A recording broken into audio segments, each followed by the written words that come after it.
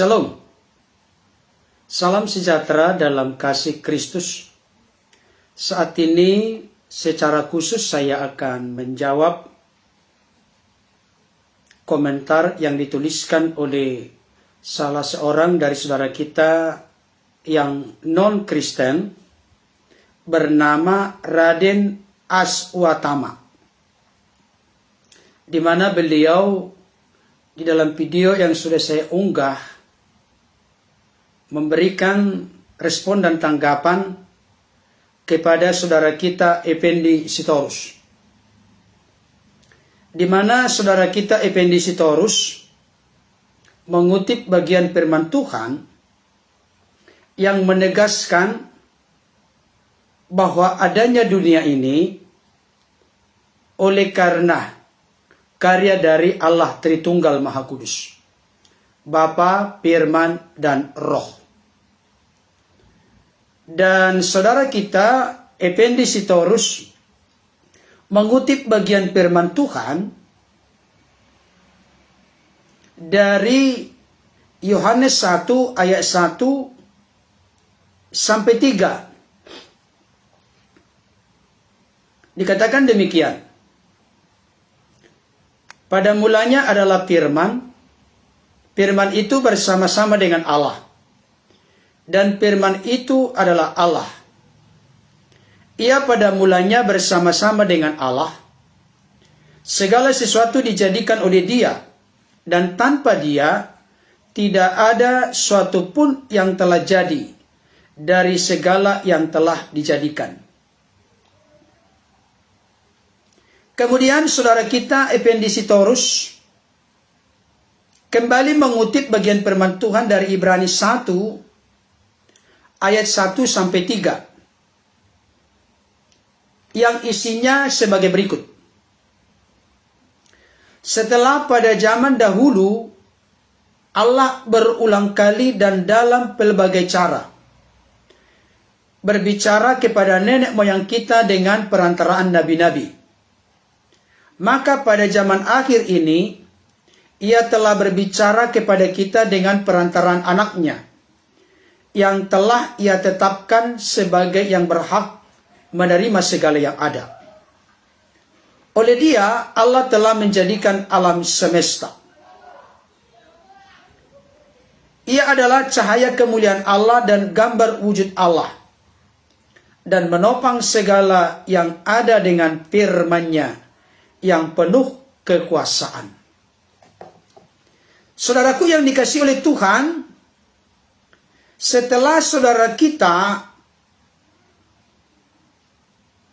yang bernama Effendi Sitorus mengutip dari Yohanes 1 ayat 1 sampai 3 dan dari Ibrani 1 ayat 1 sampai 3, maka datanglah saudara kita dari non-Kristen yang bernama Raden Aswatama.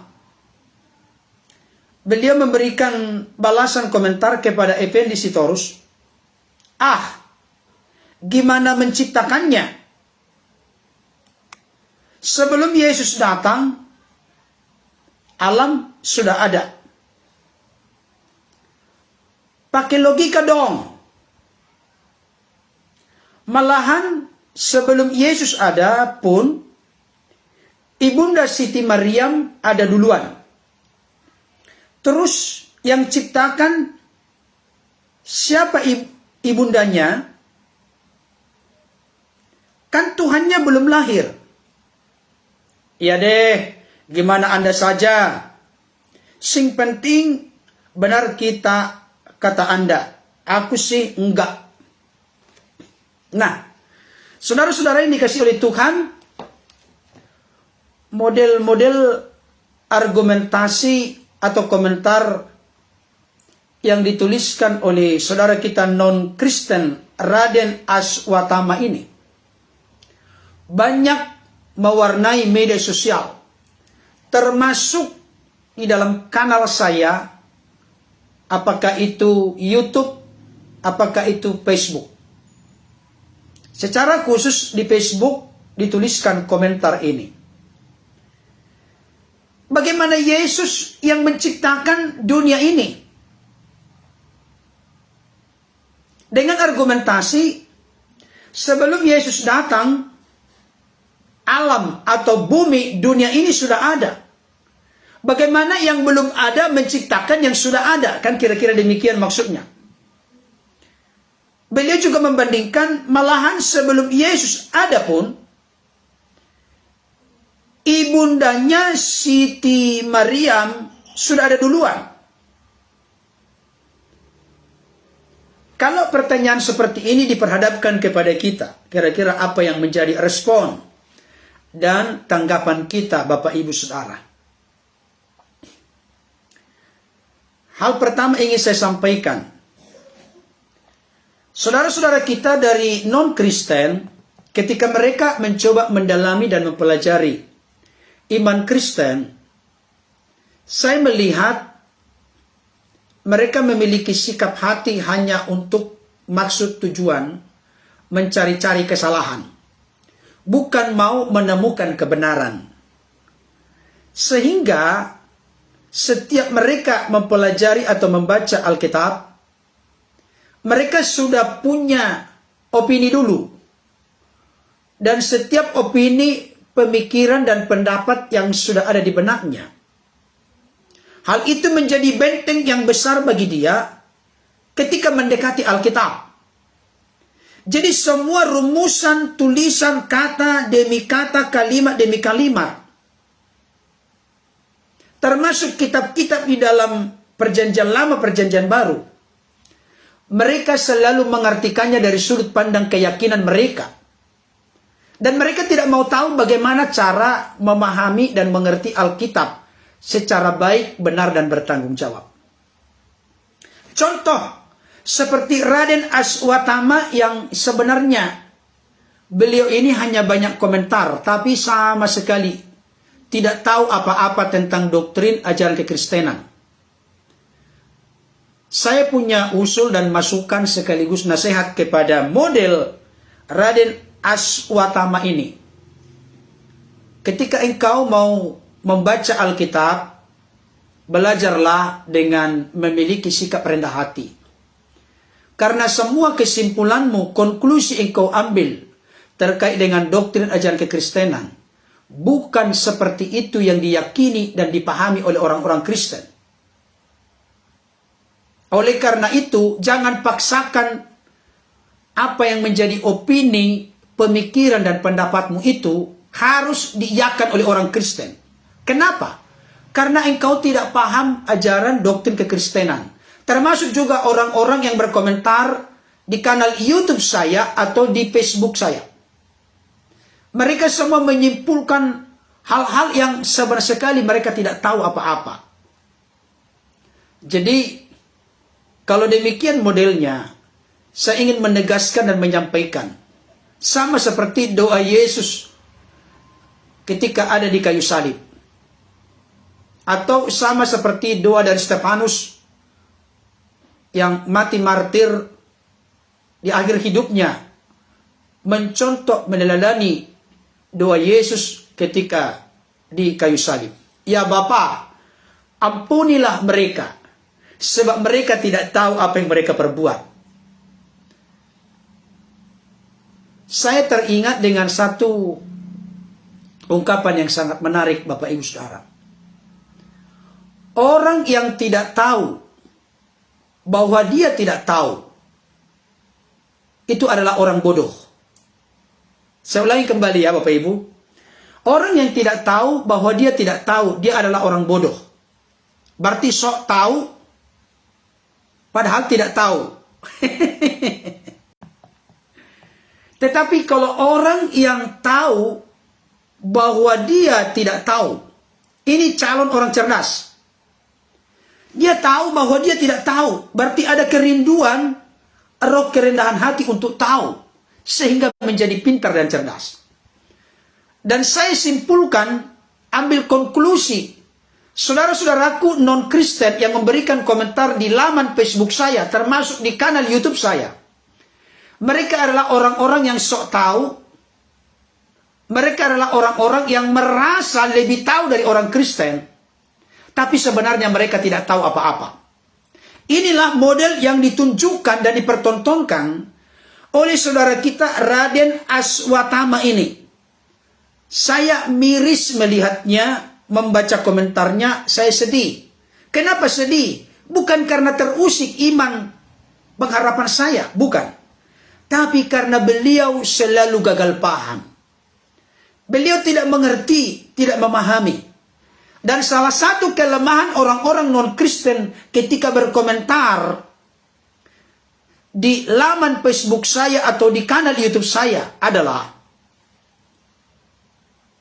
ketika kita mengajukan pertanyaan, mereka tidak pernah menjawab pertanyaan, tapi justru mengajukan pertanyaan dengan bebas leluasa, pertanyaan apa saja. Seolah-olah mereka berpikir dengan mengajukan banyak pertanyaan, maka kita akan semakin kerdil berpegang teguh kepada keimanan kita, keyakinan kita, doktrin ajaran kita. Saya kasih tahu Anda salah kaprah. Supaya fair sebenarnya, makanya saya malas membalas komentar-komentar secara rutin. Bagi saudara-saudaraku non-Kristen yang memberikan komentar di kanal YouTube atau di laman Facebook. Ketika saya bertanya, mereka tidak pernah menjawab. Tapi mereka melebar nanti ke topik yang satu, melompat ke topik yang lain. Jadi saya melihat orang-orang yang berkomentar terkait dengan kanal YouTube atau Facebook saya, sama seperti gaya kutu loncat. Jadi meloncat melulu, meloncat melulu. Sebenarnya supaya bagus dan tertata rapi. Kalau sudah membahas satu topik, apalagi kita membuat pertanyaan demi menjawab pertanyaannya. Itu penting. Itu penting. Supaya tidak melebar kemana-mana, apakah yang ditanyakan oleh beliau itu, saudara-saudaraku non-Kristen itu paham dengan pertanyaannya. Jangan sampai dia mengajukan pertanyaan, tetapi pertanyaan sendiri dia tidak kuasai. Dia tidak mengerti. Dia tidak paham yang ditanyakan. Jadi, saya melihat ada sesuatu yang merupakan kegelisahan bagi saudara-saudaraku non-Kristen ketika mereka membuat pernyataan. Saya kasih tahu, hanya orang-orang bodoh, orang-orang Kristen yang jadi bimbang dan ragu akan keyakinannya kalau Anda menuliskan komentar dalam bentuk apapun itu. Hanya orang-orang yang tidak mengerti doktrin ajaran kekristenan dengan baik, benar, dan bertanggung jawab. Kalau seperti kita ini, apalagi seperti Raden Aswatama ini, beliau ketika berkomentar, saya melihat komentarnya komentar yang menunjukkan pribadi yang tidak beragama. Karena komentarnya itu komentar yang sama sekali tidak menunjukkan akhlak sebagai seorang yang beragama. Itu yang kasihan. Jadi beliau ngerocos terus, membuat komentar, tapi komentarnya itu sama sekali seolah-olah dia pikir itu adalah semacam senjata pamungkas. Bagi orang-orang Kristen itu adalah pertanyaan-pertanyaan anak-anak sekolah minggu. Anak-anak sekolah minggu pun bisa menjawab pertanyaan-pertanyaan seperti itu. Ya, oke. Sekarang saya akan menjawab pertanyaan atau pernyataan yang dituliskan oleh saudara kita Raden Aswatama ini. Dan berikutnya saya akan menjawab pertanyaan-pertanyaan. Saya tidak akan berupaya lagi menjawab melalui mengetik, terlalu capek. Udah berumur begini, terlalu capek. Saya akan menjawab dan membuatnya sebagai sebuah konten saja. Supaya lebih fair dan lebih leluasa untuk menyampaikan secara lebih luas dan mendalam. Nah, sekarang begini. Sebelum Yesus datang, alam sudah ada. Pakai logika dong. Jadi mustahil Yesus itu yang menciptakan langit, bumi, laut beserta segala isinya. Menurut Raden Aswatama ini, dalam kebodohannya, dalam ketidaktahuannya, dalam kegagal pahamannya. Kenapa? Karena seorang model seperti Raden Aswatama ini, termasuk nanti banyak orang-orang yang berkomentar di media sosial, termasuk di laman Facebook saya, di kanal YouTube saya. Mereka adalah orang-orang yang sok tahu, yang kelihatannya lebih tahu, lebih paham, lebih lihai mengerti, memahami Alkitab dibanding orang-orang Kristen. Tapi sebenarnya, Orang-orang ini nggak pernah serius mempelajari Alkitab secara holistik, secara menyeluruh. Mereka ini hanya menggaungkan ayat-ayat yang sudah sering dipakai oleh polemikus-polemikus di luar Kristen. Karena mereka berpikir ini senjata yang mematikan. Tapi saya kasih tahu, Anda gagal paham. Kenapa? Karena yang diyakini, dimengerti, dipahami oleh orang-orang Kristen, Yesus itu bukan sekedar dalam eksistensi keberadaan sebagai manusia. Bukan. Dan itu Alkitab yang menunjukkan, mengatakan. Bukan karena kata orang. Nah, untuk menjawab ini, sebelum Yesus datang, alam telah ada. Saya tunjukkan kepadamu bahwa engkau keliru dan salah total. Kenapa keliru? Karena Alkitab menjawab Alkitab. Saya akan buka Yohanes 17 ayat 5. Yohanes 17 ayat 5. Bagi saudara-saudaraku, apakah seperti yang menuliskan komentar ini ada di sini? Coba dengarkan dan simak baik-baik. Saya kasih tahu, kasihan saya sama kamu kawan. Engkau belum pernah serius mempelajari Alkitab. Tapi komentarmu sudah sangat banyak. Ya. Yohanes 17 ayat 5. Oleh sebab itu ya Bapa, permuliakanlah aku padamu sendiri, dengan kemuliaan yang kumiliki di hadiratmu sebelum dunia ada.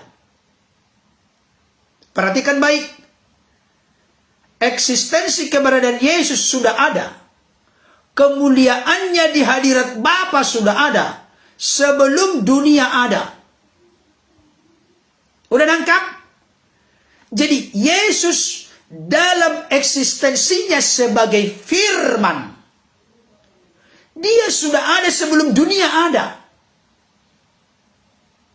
Jangankan sebelum Maria ada. Jangankan sebelum Abraham ada. Sebelum Adam ada. Sebelum seluruh ciptaan ini ada. Yesus sudah ada. Tapi tolong kamu cerdas. Bukan eksistensi keberadaan sebagai manusia yang dilahirkan oleh Bunda Maria. Bukan. Anda gagal paham. Dan saya tunjukkan gagal pahammu itu sudah ada kurang lebih 2000 tahun yang lalu. Ketika Yesus berhadapan dengan orang-orang Yahudi. Saya tunjukkan kepada kita. Yohanes 8 ayat 58. Konteksnya kita baca dulu. Mulai dari ayat 56. Dikatakan demikian. Abraham bapamu bersukacita bahwa ia akan melihat hariku. Dan ia telah melihatnya dan ia bersuka cita. Perhatikan. Maka kata orang-orang Yahudi itu kepadanya, umurmu belum sampai 50 tahun dan engkau telah melihat Abraham? Jadi orang-orang Yahudi ini ketika bertatap muka langsung dengan Yesus, mereka juga gagal paham. Umurmu belum sampai 50 tahun, masa engkau telah melihat Abraham? Padahal Abraham itu konteks sejarah yang kita ikuti kurang lebih 2000 tahun sebelum Kristus datang, dia sudah ada. Tapi Yesus berkata apa? Ayat 58. Kata Yesus kepada mereka, kepada siapa? Kepada orang-orang Yahudi. Aku berkata kepadamu, sesungguhnya sebelum Abraham jadi, aku telah ada. Sebelum Abraham jadi, sebelum Abraham ada, Yesus sudah ada. Nah, pertanyaan saya, Yesus yang sudah ada ini apakah dalam keberadaan sebagai manusia? Tentu sudah pasti tidak. Karena apa? Benar yang dikatakan oleh orang-orang Yahudi. Umurmu belum sampai 50 tahun dan engkau sudah ada sebelum Abraham ada. Yang benar saja. Karena orang-orang Yahudi hanya mengerti, memahami Yesus itu dalam eksistensi keberadaan, dalam natur keadaan sebagai manusia. Tapi orang-orang Kristen tidak mengerti, memahami Yesus itu hanya dalam eksistensi keberadaan sebagai manusia. Fakta-fakta di Alkitab menunjukkan banyak itu. Hanya orang-orang yang suka mencaci, memaki, menghina, merendahkan. Orang-orang yang dungu dan bodoh. Orang-orang yang picik, dangkal, dan miskin, orang-orang yang gagal paham, orang-orang yang sok tahu tapi tidak tahu apa-apa, hanya orang-orang itulah yang selalu menyimpulkan keliru dan salah konteks Kristenan. Coba perhatikan baik. Yesus sudah punya kemuliaan di hadirat Bapa sebelum dunia ada. Yesus sudah ada sebelum Abraham ada. Ini siapa ini? Apalagi kalau kita bandingkan nanti kepada ayat-ayat yang lain. Yesus itu berkuasa mengampuni dosa. Apakah itu kita hanya mengerti Yesus dalam keadaan sebagai manusia? Berkuasa mengampuni dosa. Coba pikir. Yesus itu punya banyak gelar dan sebutan di Alkitab. Jadi kalau engkau berkata, Yesus hanya utusan, keliru dan salah. Saya jelaskan kepadamu saat ini. Kalau engkau ingin ditebus, diselamatkan, didamaikan, diampuni oleh Bapa, buka hati pikiranmu, jangan keraskan hatimu.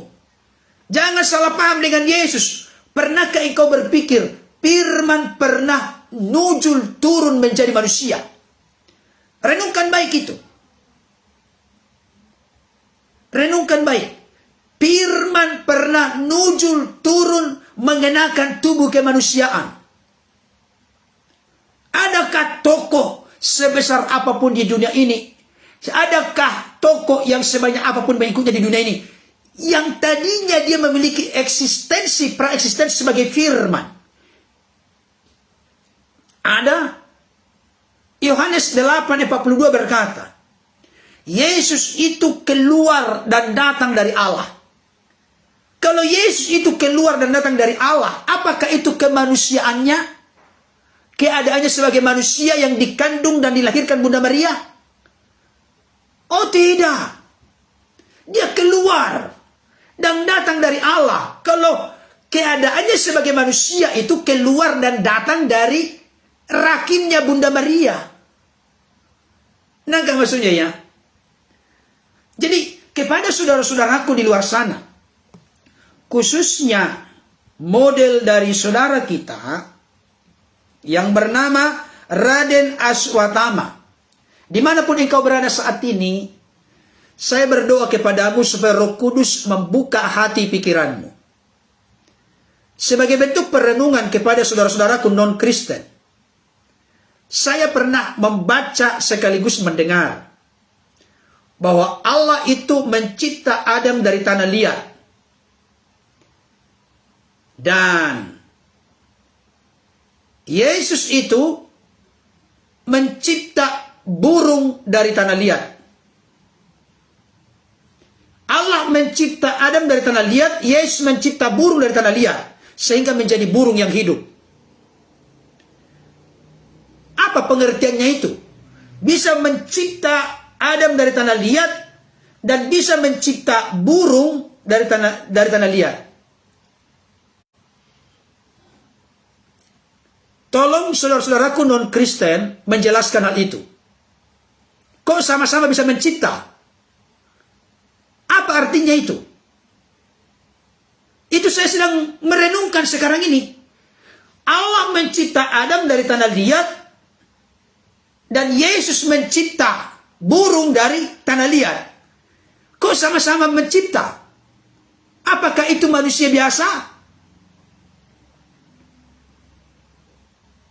Atau apakah ada orang berargumen atas seizin dari Allah Bapa, makanya Yesus bisa mencipta? Di dalam Alkitab jelas itu disebutkan. Lazarus sudah 4 hari dalam kubur berbau busuk. Yesus tidak mengemis-ngemis meminta kepada Bapa, mohonlah ya Bapa dengan seizinmu, kembalikanlah napas hidup dari Lazarus. Tidak. Tapi Yesus dengan otoritas berkata, Lazarus, keluarlah. Atas otoritas dari dirinya, yang mati dibangkitkan. Termasuk pemuda di Nain. Dia dekati usungan itu, dia sentuh. Hai anak muda, bangunlah. Gak ada di situ, dia berdoa. Mari buka hati pikiranmu. Bahkan kitab suci lain di luar Kristen berkata dia datang nanti sebagai hakim yang adil. Hakim yang adil dalam Alkitab disebut setiap lidah mengaku Yesus Tuhan. Setiap lutut sujud menyembah kepadanya. Perhatikan baik, siapa yang punya lidah? Siapa yang punya lutut? Ada waktunya, ada masanya. Setiap lidah mengaku Yesus adalah Tuhan bagi kemuliaan Allah Bapa. Daripada nanti terlambat di penghakiman terakhir, sekaranglah buka hati pikiranmu. Dia telah datang untuk mencintai mengasihimu, yang mana engkau tidak berdaya menuntaskan menyelesaikan dosa. Oke, Bapak Ibu Saudara, saya akan bahas lagi nanti topik-topik yang lain lebih menarik. Tapi saya akan menjawab. Saya pikir lebih efektif kalau ada komentar-komentar yang perlu saya pikir dibuat konten, saya akan buat konten. Tapi sekarang sudah terjawab masalah engkau setuju tidak setuju itu urusanmu. Karena firman yang kusampaikan ini menjadi hakim bagimu. Kalau engkau tetap menolak dan mengeraskan hati. Jadi ketika engkau berkata, duluan Maria ada daripada Yesus. Duluan dunia ada daripada Yesus. Ada benarmu, tapi dalam keadaannya sebagai manusia. Tapi yang dipercayai oleh orang-orang Kristen, Yesus itu bukan hanya dalam natur kemanusiaannya, tapi ada natur keilahiannya yang kekal bersama dengan Bapa dan Roh. Oke, Bapak Ibu Saudara, terima kasih telah berkenan bergabung. Sekian pertemuan kita. Tuhan menolong kita untuk tetap setia berjalan dan berdiri dalam kebenarannya. Dadah.